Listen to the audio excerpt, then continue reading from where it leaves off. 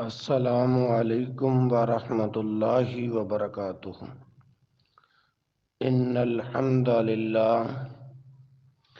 نحمده ونستعینه ونستغفره ونعوذ باللہ من شرور انفسنا ومن سیئات اعمالنا من يهده اللہ فلا مضل له ومن يضلل فلا هادی له وأشهد أن لا إله إلا الله وحده لا شريك له وأشهد أن محمدا عبده ورسوله يا أيها الذين آمنوا اتقوا الله حق تقاته ولا تموتن إلا وأنتم مسلمون يا أيها الناس اتقوا ربكم الذي خلقكم من نفس واحدة وخلق منها زوجها وبث منهما رجالا كثيرا ونساء واتقوا الله الذي تساءلون به والأرحام إن الله كان عليكم رقيبا يا أيها الذين آمنوا اتقوا الله وقولوا قولا سديدا يصلح لكم أعمالكم ويغفر لكم ذنوبكم ومن يطع الله ورسوله فقد فاز فوزا عظيما أما بعد فإن خير الحديث كتاب الله وخير الهدي هدي محمد صلى الله عليه وسلم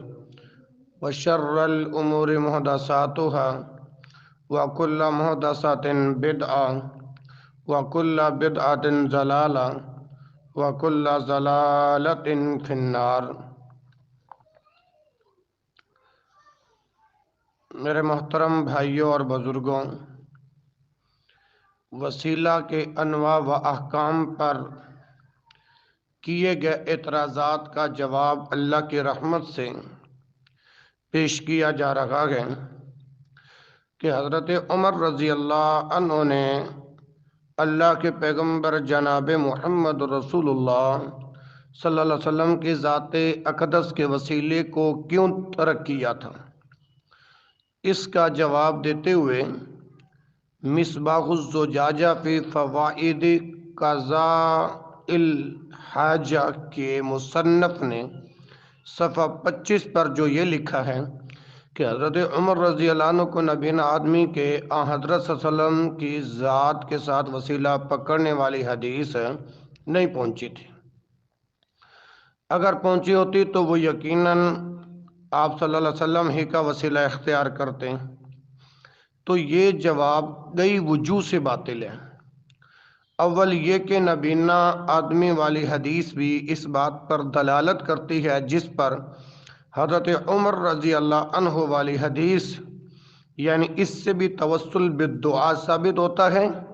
توسل بالذات نہیں، جیسا کہ میں اورات کے بیان کے اندر عرض کر چکا ہوں اور آگے بھی آئے گا۔ دوم یہ کہ حضرت عمر رضی اللہ عنہ کا توسل مخفی نہیں بلکہ جہری تھا اور سب لوگوں کے سامنے تھا۔ حاضرین میں مہاجرین و انصار میں سے کبار صحابہ کرام رضی اللہ عنہم تشریف فرما تھے۔ اگر یہ حدیث حضرت عمر رضی اللہ عنہ پر مخفی تھی تو کیا ان سب عظیم المرتبت حضرات صحابہ کرام رضی اللہ عنہم کو بھی اس کا علم نہ تھا؟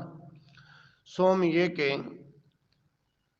حضرت عمر رضی اللہ عنہ نے اس وسیلہ کا کئی بار اعادہ فرمایا۔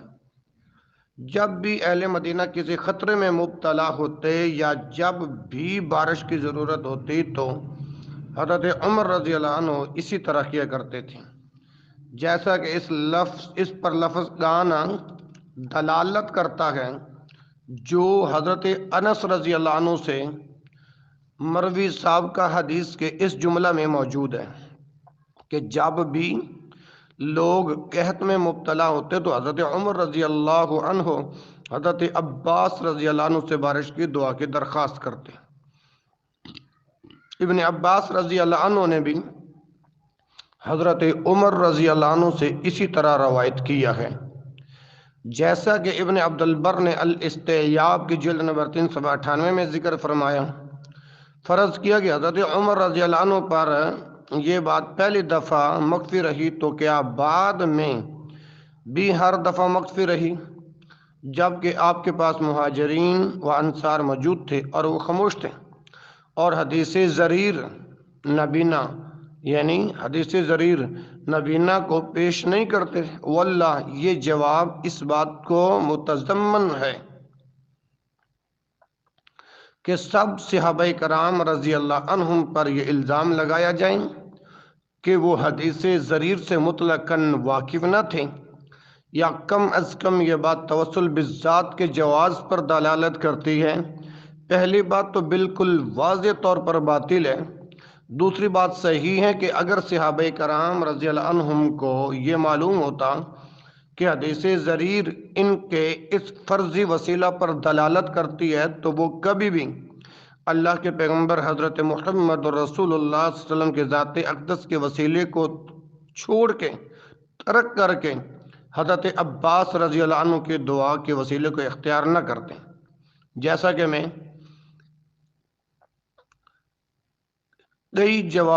کئی اعتراضات کے اندر جواب دے چکا ہوں۔ چہارم یہ حضرت عمر رضی اللہ عنہ نے ہی اللہ کے پیغمبر صلی اللہ علیہ وسلم کی ذات اقدس کے وسیلے کو چھوڑ کر دعا کے وسیلے کو اختیار نہیں کیا، بلکہ حضرت معاویہ بن سفیان رضی اللہ عنہ نے بھی ایسا ہی کیا، یعنی انہوں نے یزید بن اسود رحمہ اللہ کی دعا کے ساتھ وسیلہ پکڑا،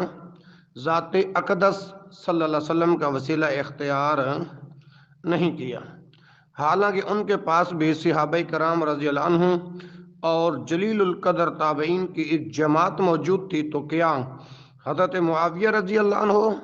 اور آپ کے رفقا بھی حدیث زریر کو نہ جانتے تھے؟ اسی طرح ضحاک بن قیس رحمہ اللہ نے جو یزید بن اسود رحمہ اللہ کا وسیلہ اختیار کیا، اس کے بارے میں بھی یہی کہا جائے گا؟ میرے محترم بھائیوں، صاحب المصباح نے ایک اور بھی جواب دیا، اور بعد بھی توفیق متعصب اور مخالف لوگوں نے بھی ان کی ہاں میں ہاں ملائی، اور وہ یہ کہ حضرت عمر رضی اللہ عنہ نے حضرت عباس رضی اللہ عنہ کا جو وسیلہ اختیار کیا تھا تو اس سے آپ کا ارادہ رسول اللہ صلی اللہ علیہ وسلم کی اقتداء تھا، یعنی آپ صلی اللہ علیہ وسلم اور جو حضرت عباس رضی اللہ عنہ کی عزت و توقیر کیا کرتے تھے، تو حضرت عمر رضی اللہ عنہ نے بھی آپ صلی اللہ علیہ وسلم کے اعزاز و اکرام کے پیش نظر ایسے کیا تھا۔ چنانچہ حضرت عمر رضی اللہ عنہ سے اس کی صراحت بھی منقول ہے۔ سمجھ آ رہی ہے نا میرے بھائیوں؟ اور وہ اسی طرح کے زبیر بن بکار نے الانصاب میں داود بن عطا، زید بن اسلم، ابن عمر رضی اللہ عنہ کی سند کے ساتھ روایت ذکر کی ہے کہ قحط والے سال حضرت عمر رضی اللہ عنہ بن خطاب نے حضرت عباس بن عبد المطلب رضی اللہ عنہ کے ساتھ استسقاء کیا۔ حضرت عمر رضی اللہ عنہ نے خطبہ دیتے ہوئے فرمایا کہ نبی صلی اللہ علیہ وسلم حضرت عباس رضی اللہ عنہ کو وہ مقام و مرتبہ دیتے تھے جو بیٹا باپ کو دیتا ہے، تو اے لوگوں تم بھی رسول اللہ صلی اللہ علیہ وسلم کی اقتداء کرو اور انہیں اللہ تعالیٰ کی طرف وسیلے کے طور پر پیش کرو۔ اسے بلازری نے بھی ہشام بن سعد، زید بن اسلم ان ابی کی سند کے ساتھ ذکر کیا ہے۔ اس کا جواب بھی کئی طریقوں سے دیا جا سکتا ہے۔ نمبر 1، ہم اس روایت کی صحت کو تسلیم کرنے سے انکار کرتے ہیں۔ پوچھئے کیوں؟ کیونکہ اس کی سند میں داؤد بن عطا مدنی ضعیف ہے، جیسا کہ تقریب میں ہے۔ اس روایت کو حاکم جلد نمبر 334 نے بھی زبیر بن بکار ان داود بن عطا سند کے ساتھ ذکر کیا ہے اور سکوت اختیار کیا ہے، لیکن علامہ ذہبی رحمہ اللہ نے تعاقب کرتے ہوئے فرمایا کہ داؤد متروک ہے، اور پھر عرض کرتا ہوں کہ داؤد سے روایت کرنے والے سعد بن عبید اللہ مزنی کا مجھے کہیں تذکرہ نہیں ملا، اور پھر سند میں اضطراب ہے، جیسا کہ آپ نے ملاحظہ فرمایا کہ ہشام بن سعد نے زید بن اسلم سے روایت کیا ہے اور انہوں نے ابن عمر رضی اللہ عنہ کے بجائے ان ابی ہی کہا ہے۔ اگر ہشام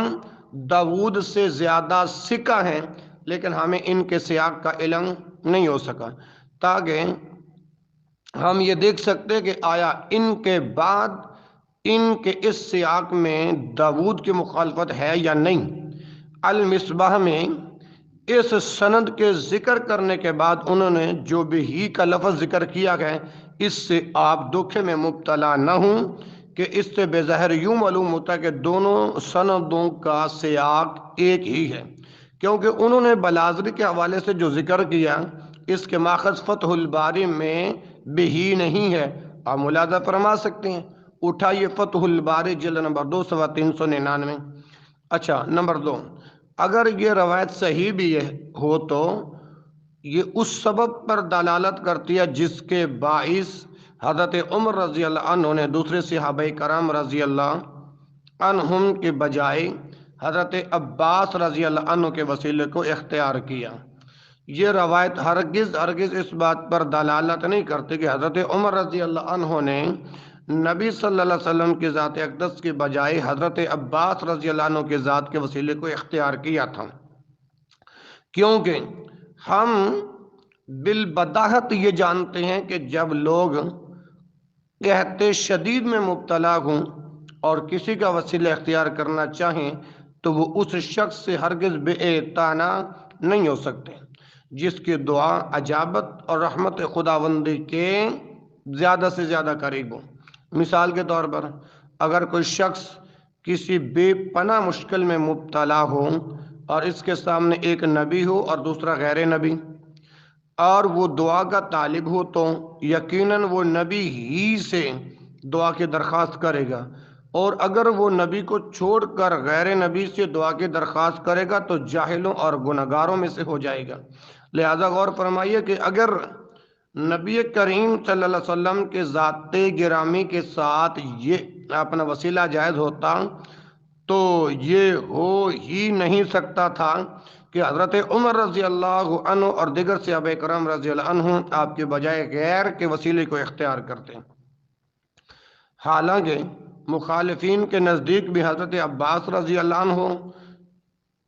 یا دیگر صلحاء کے بجائے آپ کا وسیلہ بدرجہ افضل و اعلیٰ ہے، اور پھر حضرت عمر رضی اللہ عنہ سے یہ عمل کئی بار ثابت ہے، جیسا کہ قبل ازیں ذکر کیا جا چکا ہے کہ آپ نے ایک بار بھی نبی کریم صلی اللہ علیہ وسلم کی ذات اقدس کے وسیلے کو اختیار نہیں کیا۔ صحابہ کرام رضی اللہ عنہ میں سے اور کسی سے بھی حضرت عمر رضی اللہ عنہ کے عمل کے خلاف منقول نہیں، بلکہ حضرت معاویہ رضی اللہ عنہ اور ان کے رفقا کا عمل بھی اسی کے مطابق تھا کہ انہوں نے جلیل القدر تابعی حضرت یزید بن اسود کی دعا کا وسیلہ اختیار کیا تھا۔ تو کیا ان کا وسیلہ بھی نبی کریم صلی اللہ علیہ وسلم کی اقتداء کے باعث تھا؟ سچ اور حق بات یہ ہے کہ حضرات صحابہ کرام رضی اللہ عنہ آپ صلی اللہ علیہ وسلم کی حیات طیبہ میں آپ صلی اللہ علیہ وسلم کے علاوہ کسی دوسرے کے وسیلے کو اختیار نہیں کرتے تھے، لیکن آپ صلی اللہ علیہ وسلم کی حیات طیبہ کے بعد جب صحابہ کرام رضی اللہ عنہم کا عمل شدائد و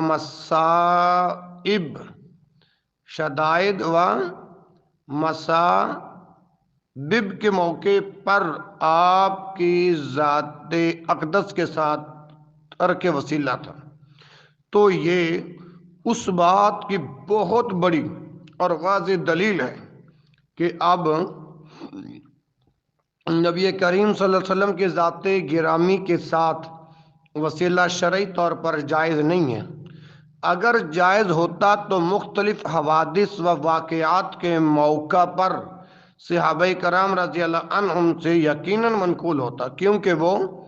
آپ صلی اللہ علیہ وسلم سے نہایت شدید محبت رکھتے تھے اور بے پناہ تعظیم کرتے تھے، لیکن جب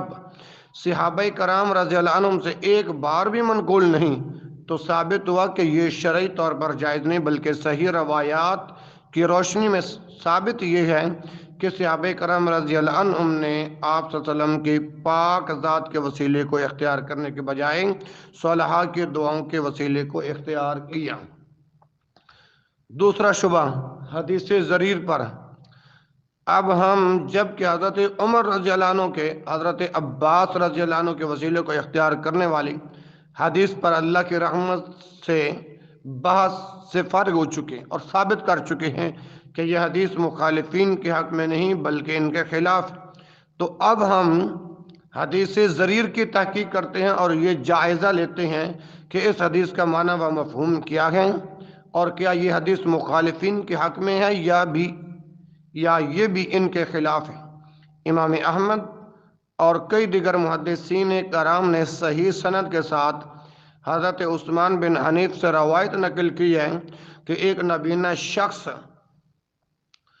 حضور اقدس صلی اللہ علیہ وسلم کی خدمت میں حاضر ہوا اور اس نے عرض کیا، آپ صلی اللہ علیہ وآلہ وسلم اللہ تعالیٰ سے دعا فرمائیے کہ مجھے عافیت بخشے۔ آپ صلی اللہ علیہ وسلم نے فرمایا، اگر تم چاہو تو میں دعا کر دیتا ہوں اور اگر چاہو تو دعا کو مؤخر کر دیتا ہوں اور یہ تمہارے لیے بہتر ہوگا۔ ایک روایت میں ہے کہ اگر تم صبر کرو تو تمہارے لیے بہتر ہوگا۔ اس نے عرض کیا کہ آپ صلی اللہ علیہ وسلم دعا فرمائیں۔ آپ صلی اللہ علیہ وآلہ وسلم نے اسے حکم دیا کہ نہایت اچھے طریقے سے وضو کریں، 2 رکعت نماز پڑھیں اور یہ دعا مانگے کہ اے اللہ میں تجھ سے سوال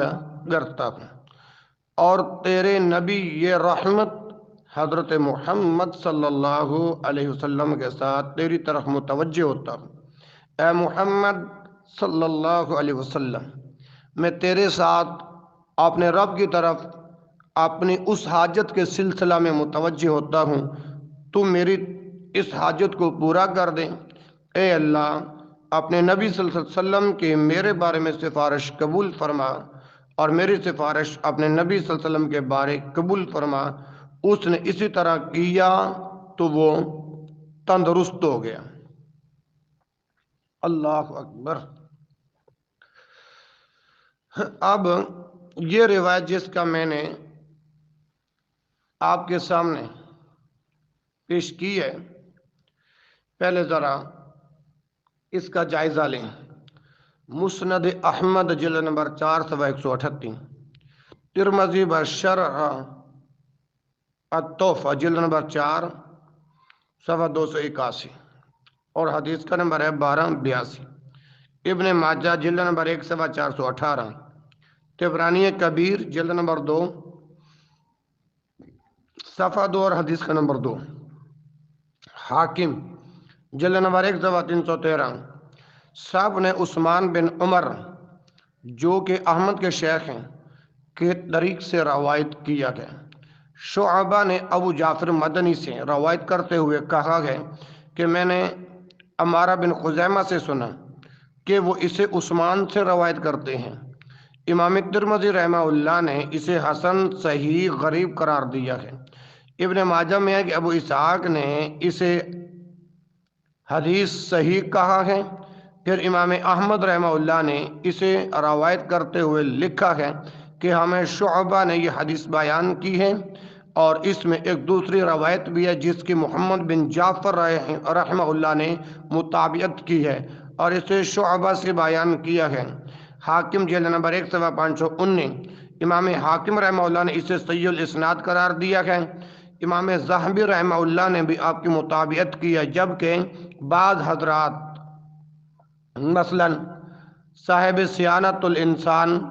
اور صاحب تطہیر الجنان صفحہ 37 نے اسے معلول قرار دیا ہے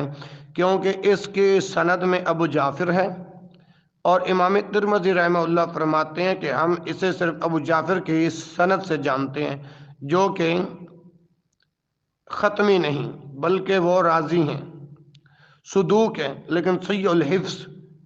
میں عرض کرتا ہوں کہ یہ اعتراض اس طرح دور کیا جائے گا کہ درست بات یہی ہے کہ یہی ابو جعفر ختمی ہیں امام احمد رحمہ اللہ نے ایک روایت جلد نمبر 4138 میں ان کے نسبت ختم ہی ذکر کی ہے،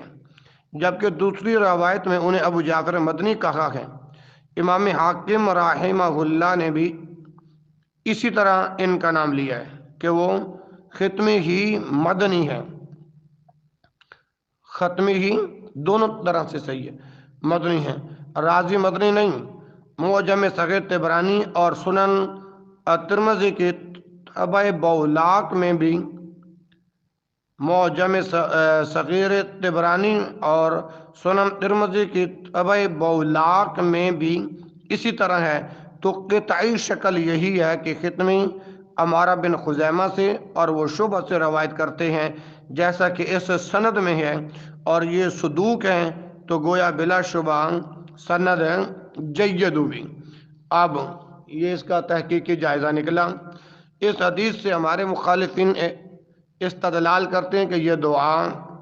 اللہ کے پیغمبر حضرت محمد صلی اللہ علیہ وسلم یا دیگر صالحہ کی حرمت وجہ کے ساتھ وسیلے کے جواز پر دلالت کرتی ہیں، کیونکہ اس میں یہ مذکور ہے کہ نبی صلی اللہ علیہ وسلم نے نابینا آدمی کو یہ سکھلایا، اللہ کے پیغمبر نے نابینا آدمی کو یہ سکھایا کہ وہ دعا میں آپ صلی اللہ علیہ وسلم کا وسیلہ پیش کریں۔ چنانچہ جب اس نابینا آدمی نے اس طرح دعا کی تو اس کی بنائی واپس لوٹ آئی۔ ہمارا نقطۂ نظر یہ ہے کہ یہ حدیث وسیلہ کی مختلف فی صورت کے سلسلہ میں ہرگز حجت نہیں ہو سکتے، بلکہ ہم نے شرعی وسیلہ کی جو 3 صورتیں ذکر کی تھیں، یہ ان میں سے تیسری صورت کی ایک مزید دلیل ہے، کیونکہ نبی آدمی کا وسیلہ نبی صلی اللہ علیہ وسلم کی دعا کے ساتھ تھا۔ ہم اس سلسلہ میں جو موقف رکھتے ہیں، اس کی تائید میں اسی حدیث سے ہمیں کئی دلائل ملتے ہیں، چنانچہ ان میں سے اہم ترین آپ کے سامنے آج عرض کرتا ہوں۔ اول، نبینا آدمی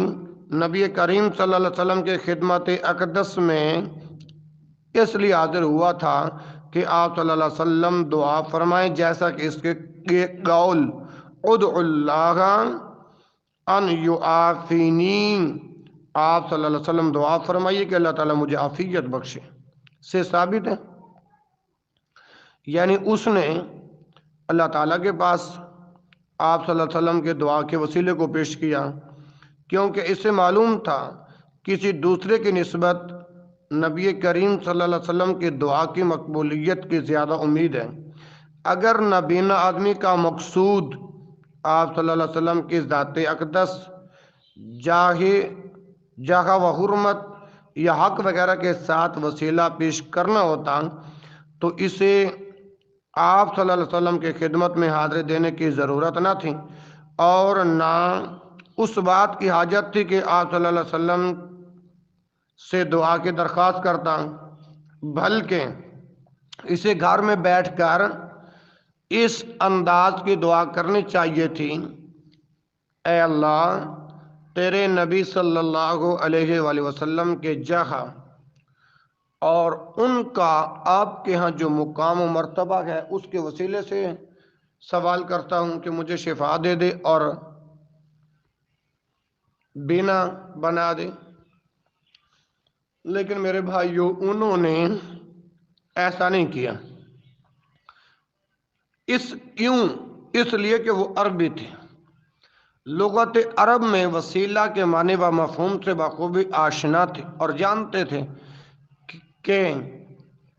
یہ ایک ایسا کلمہ نہیں جس کے معنی یہ ہوں اسے ضرورت مند کہیں اور متوسل بہی کا نام لے دیں تو وسیلہ کے تقاضے پورے ہو گئے۔ وہ سمجھتے تھے کہ جس شخص کے متعلق کوئی اعتقاد رکھتا ہو کہ وہ نیک اور کتاب و سنت کا عالم ہے تو ضروری ہے کہ اس کی خدمت میں حاضر ہو کر دعا کا مطالبہ کریں۔ نمبر 2، نبی صلی اللہ علیہ وآلہ وسلم نے اس شخص سے دعا کا وعدہ فرمایا اور ساتھ ہی اس کی خیر خواہی کرتے ہوئے ایک ایسی بات کو بھی بیان فرما دیا جو اس کے لیے زیادہ افضل تھی۔ یعنی آپ صلی اللہ علیہ وسلم نے فرما دیا کہ اگر تم چاہو تو میں دعا کر دیتا ہوں، اور اگر چاہو تو صبر کر لو، اور صبر کرنا تمہارے لیے زیادہ بہتر ثابت ہوگا۔ اس امر ثانی کی طرف آپ صلی اللہ علیہ وسلم نے اس حدیث میں بھی اشارہ کیا، جسے اللہ تبارک و تعالی سے روایت کرتے ہوئے فرمایا کہ جب میں اپنے بندے کو اس کی دو پیاری چیزوں یعنی آنکھوں کے بارے میں آزمائش میں ڈالوں اور وہ صبر کرے تو میں اسے اس صبر کے عوض جنت دوں گا۔ سوم نبینا شخص نے دعا کے لیے اصرار کیا، جیسا کہ اس کے قول فادعو سے ثابت ہوتا ہے، اور اس کا تقاضا ہے کہ نبی کریم صلی اللہ علیہ وسلم نے اس کے لیے دعا فرمائی، کیونکہ وہ آپ صلی اللہ علیہ وسلم وعدہ پورا کرنے والوں میں سب سے بہتر تھے، اور آپ صلی اللہ علیہ وسلم نے وعدہ فرمایا تھا کہ اگر وہ چاہیں تو آپ صلی اللہ علیہ وسلم دعا کر دیں، جیسا کہ ابھی میں عرض کر چکا ہوں۔ پس اس نے چاہا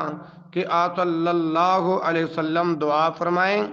اور پھر اس نے دعا کے لیے اصرار بھی کیا، لہٰذا آپ صلی اللہ علیہ وسلم نے دعا فرمائی،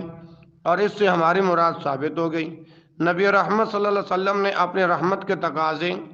اور اس امر کے حرص کے پیش نظر نبینا شخص کی توجہ مشروع وسیلہ کی ایک دوسری قسم کی طرف بھی مبذول کرائی،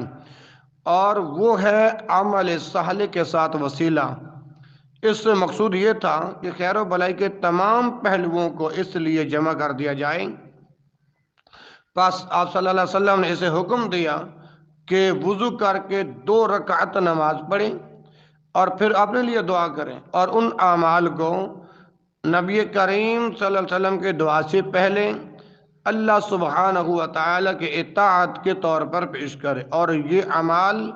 اللہ تعالیٰ کے فرمان وابتغوا الیہ الوسیلہ اور اس کا قرب حاصل کرنے کا ذریعہ تلاش کرو میں داخل ہے۔ آپ صلی اللہ علیہ وسلم نے اس نبینا شخص کے لیے صرف دعا ہی پر اکتفا نہ کیا جس سے دعا کا وعدہ بھی فرمایا تھا، بلکہ ایسے ایسے اعمال صالحہ میں بھی مشغول کیا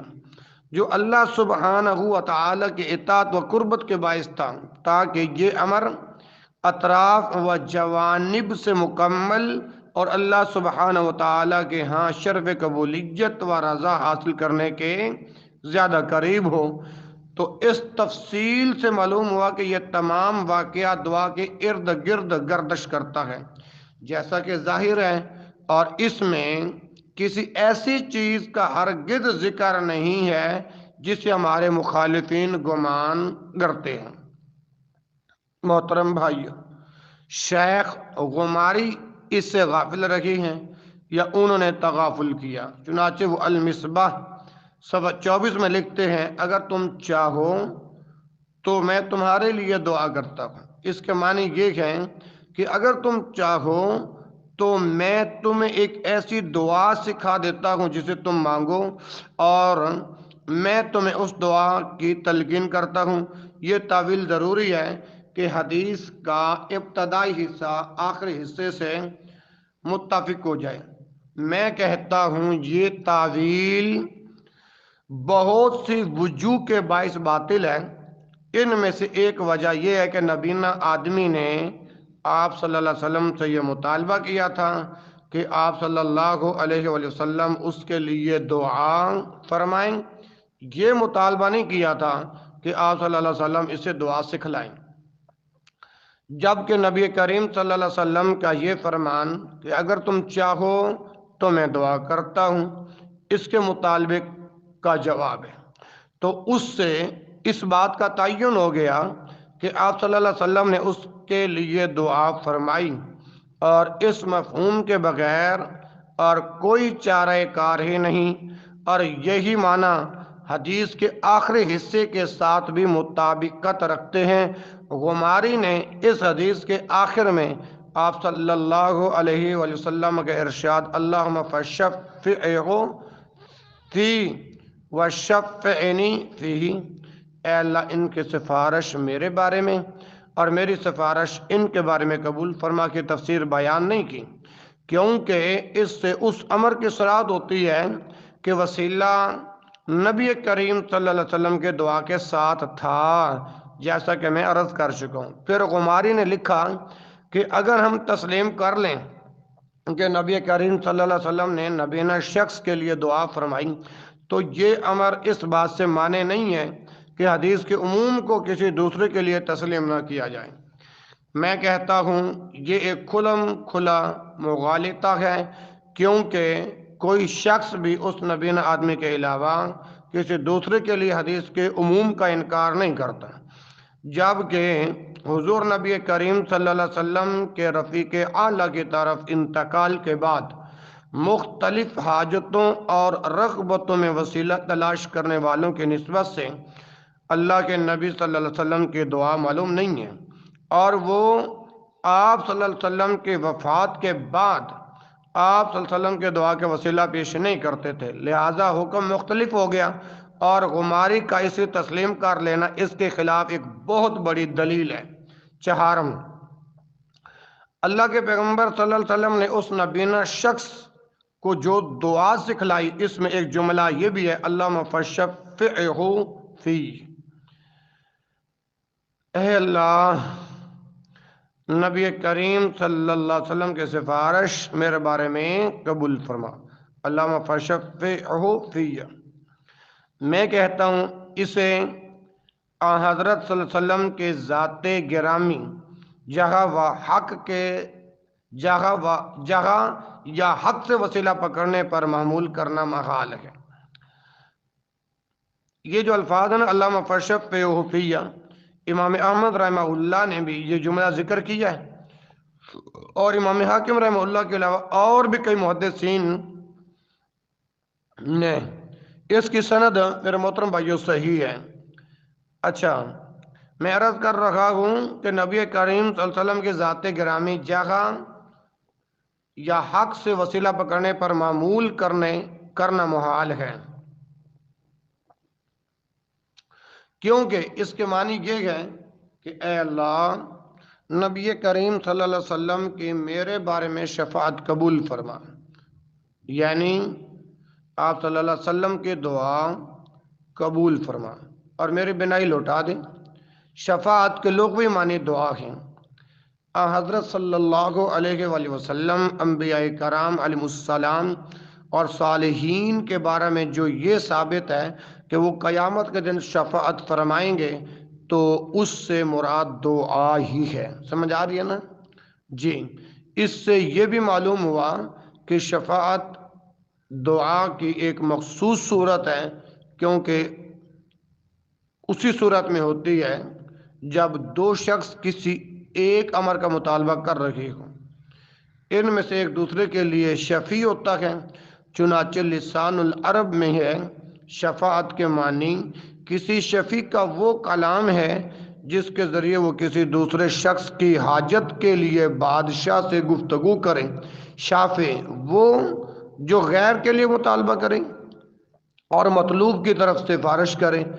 عربی زبان میں کہا جاتا ہے کہ میں نے فلاں شخص کی فلاں کے پاس سفارش کی تو اس نے میری شفاعت کو قبول فرما لیا۔ تو اس سے بھی یہ معلوم ہوا کہ نبی کریم صلی اللہ علیہ وسلم کی دعا کے ساتھ نابینا آدمی نے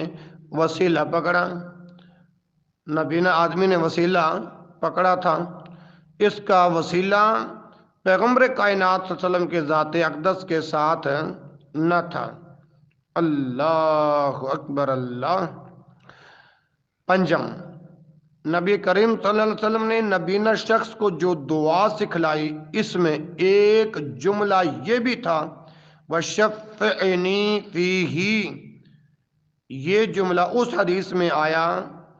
جسے امام احمد رحمہ اللہ اور امام حاکم رحمہ اللہ نے بیان فرمایا ہے۔ امام احمد رحمہ اللہ نے اس حدیث کو صحیح قرار دیا ہے، علامہ ذہبی رحمہ اللہ نے بھی آپ کی موافقت کی ہے۔ تنہا یہی ایک جملہ اس بات کی دلیل قاطع ہے کہ ان کو اس جملے کا علم ہے، ان کو اس جملے کا علم ہے، اور یہی وجہ ہے کہ اسے بالکل ذکر نہیں کرتے۔ اس سے آپ دلائل نقل کرنے کے سلسلے میں ان کی امانت و دیانت بھی ملاحظہ فرمائیے، یعنی انہوں نے اس سے پہلے جملہ اللہم فشفع فیہ کو تو ذکر کیا اور اس سے توسل بالذات پر استدلال کیا گیا،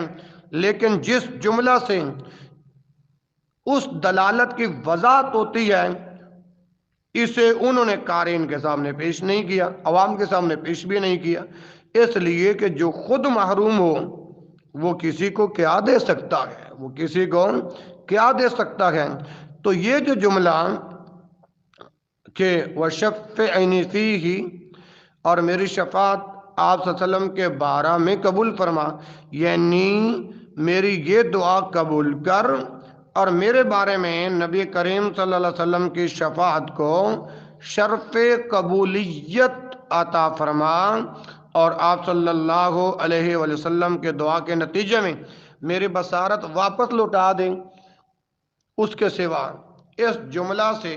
اور کوئی مفہوم اخذ ہی نہیں کیا جا سکتا۔ یہی وجہ ہے میرے محترم بھائیوں، آپ ملاحظہ فرمائیں گے کہ ہمارے مخالفین اس جملہ سے تجاہل کرتے ہیں،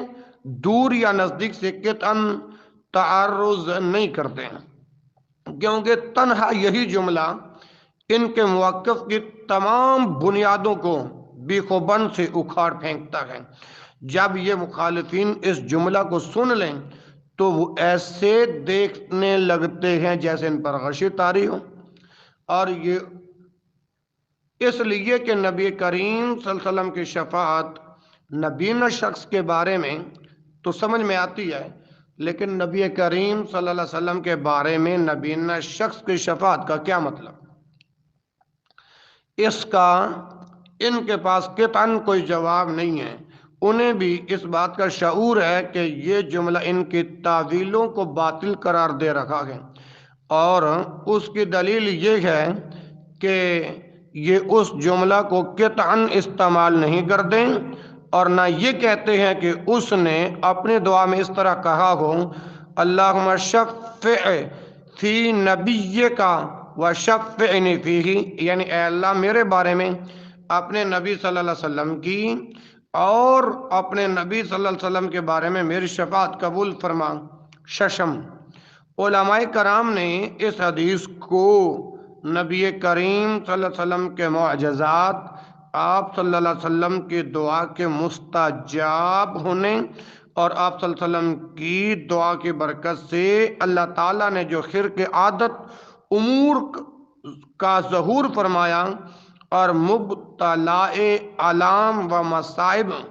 لوگوں کو نجات دی کے ضمن میں ذکر فرمایا ہے، چونکہ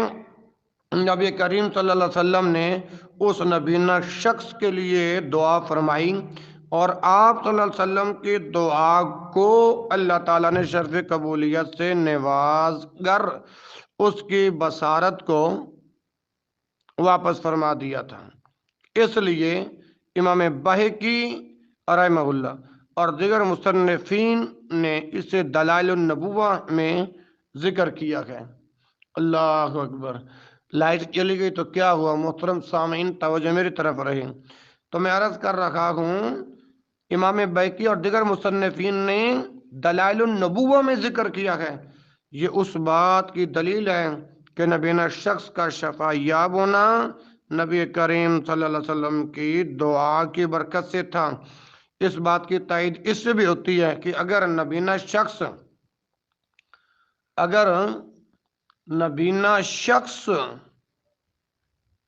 سمجھ نہیں آ رہی آپ کو، کہ اگر نبینا شخص کو اس کی اپنی دعا سے اپنا شفا ہوئی تھی تو پھر ہر اس نبینا شخص کی بنائی واپس لوٹ آنی چاہیے جو نہایت خلوص کے ساتھ گریہ وزاری کرتے ہوئے اللہ تعالیٰ سے دعا کریں،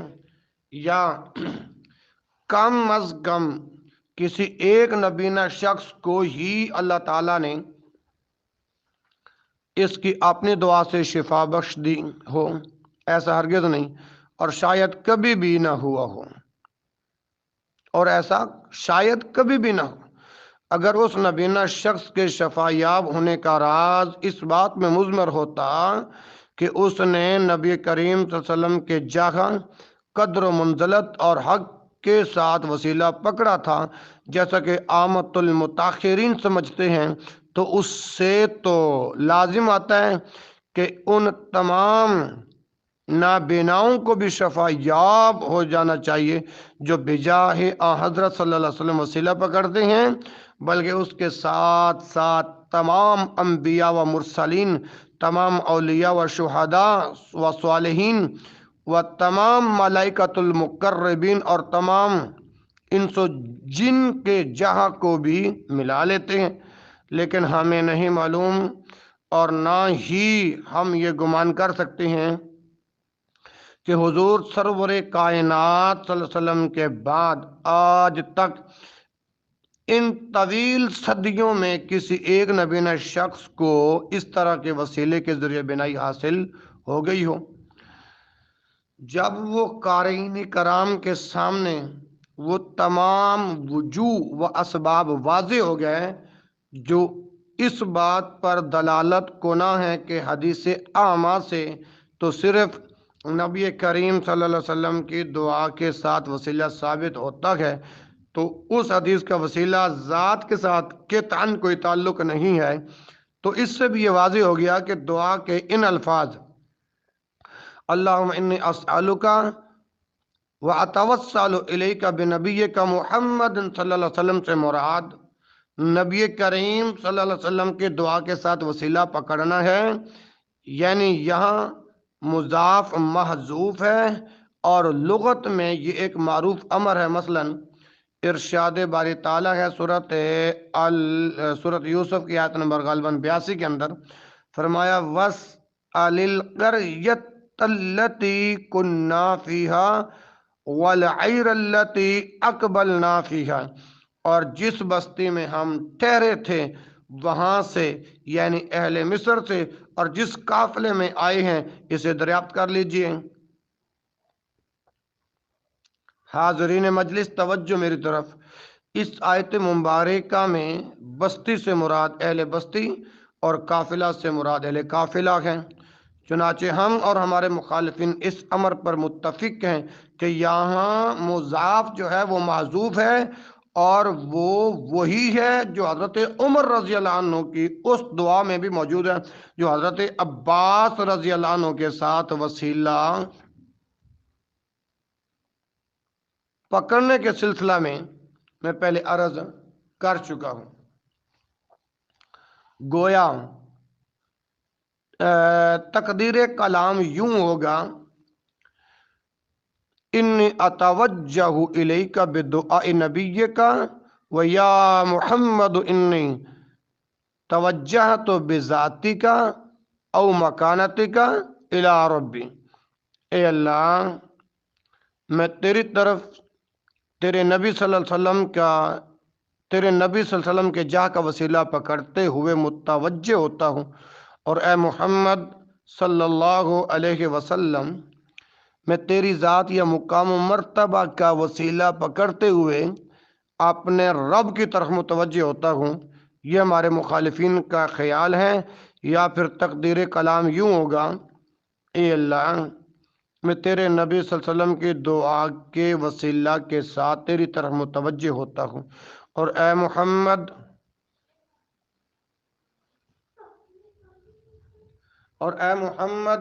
صلی اللہ علیہ وآلہ وسلم، سمجھ آ رہی ہے نا، کہ اے اللہ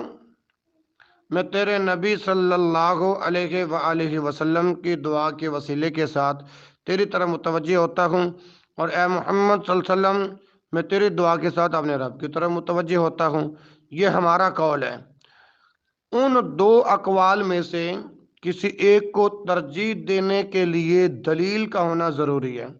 یہاں جہاں ہو کو محذوف ماننے کے سلسلہ میں کوئی دلیل نہیں ہے، اور نہ اس حدیث میں اور نہ کسی دوسری حدیث میں، کیونکہ کلام کے سیاق و سباق میں جگہ کے ذکر کی کوئی تصریح یا اشارہ نہیں ہے، جیسا کہ قرآن مجید، سنت رسول صلی اللہ علیہ وسلم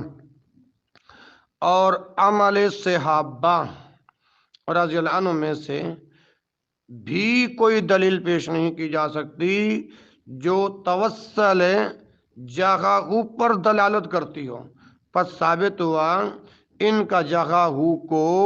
یہاں مقدر ماننا کسی دلیل مرجح کے بغیر ہے، مرجع کے بغیر ہے،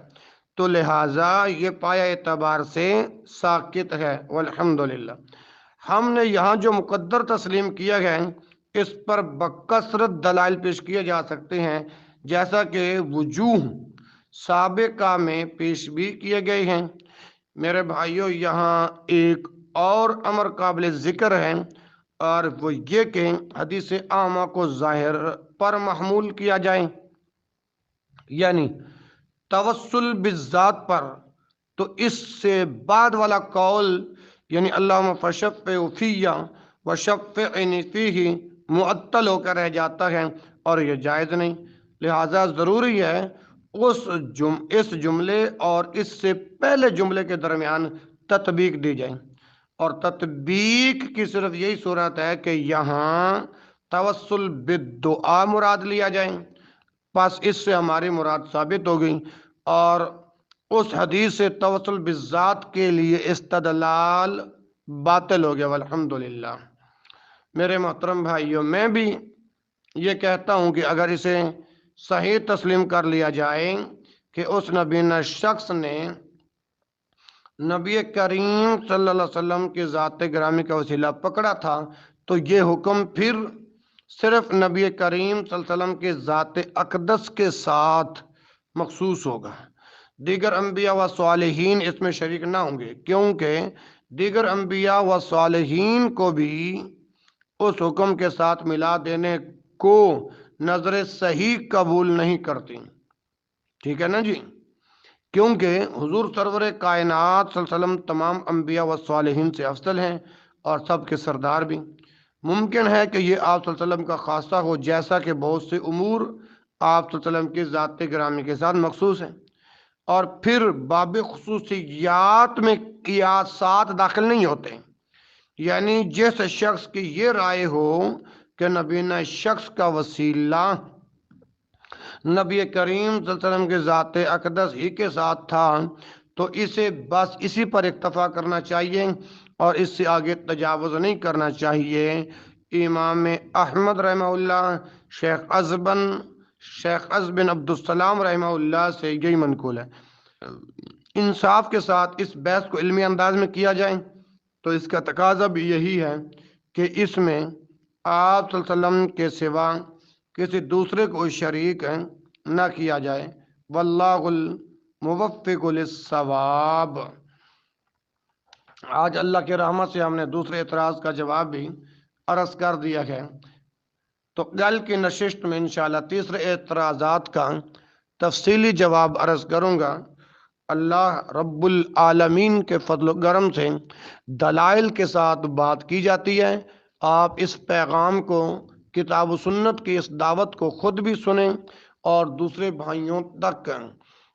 صدقہ جاریہ کی نیت کے ساتھ اس پیغام کو پھیلائیں، تاکہ لوگوں کے عقائد و نظریات بہتر ہوں. اور اللہ تعالیٰ جب تک ہمیں زندہ رکھے تو کتاب و سنت پر زندہ رکھے، اور جب زندگی کی آخری سانس ہو تو کلمہ طیبہ پر جاری ہو. آمین ثم آمین. سبحانک اللہم و بحمدک، اشہد ان لا الہ الا انت، استغفرک و اتوب الیک، وآخر دعوانا الحمد للہ رب العالمین.